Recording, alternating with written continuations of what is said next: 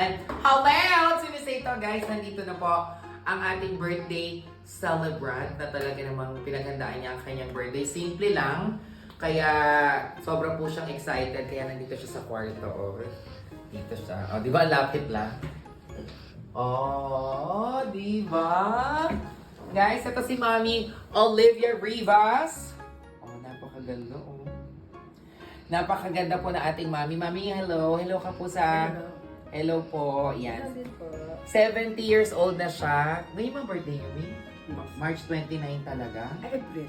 April 1. April 1. Tama-tama.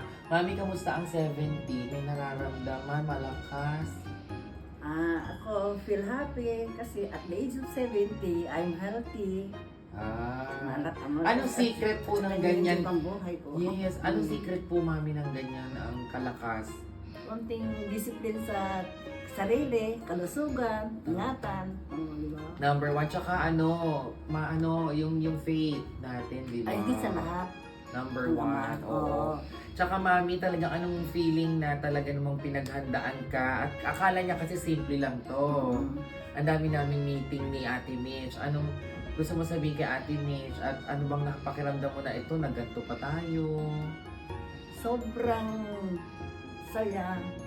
Sobrang, hindi ko ma-express kung ano yung nag-feel ko dahil sa hindi ko na-expect, ganito ang naging binigay nila sa akin at the age of 70.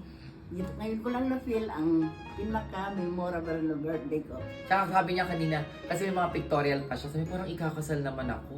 Yun na nga. Yun. Pero Mami, hindi pa kasi kami nagsisimula. Ngayon pa lang kami magsisimula, kaya mas marami pa siyang, maso-surprise pa siya, mas may iba pa yung feeling niya, mas madadagdagan pa yung kaba niya, yung excitement niya, lalo na yung happiness niya. Pag nagsimula na kami ng program, kasi wala siyang alam kung ano mga mangyayari sa 4 na oras naming gagawing program sa kanya. Kaya Mami Olive, thank you po sa pagpili and nice to meet you po. Napakasaya po ng family ninyo at ingat kayo and good health po. Thank you rin. Thank you rin. Since I miss 8. Yes, thank you po. Bye! See you mamaya! See you.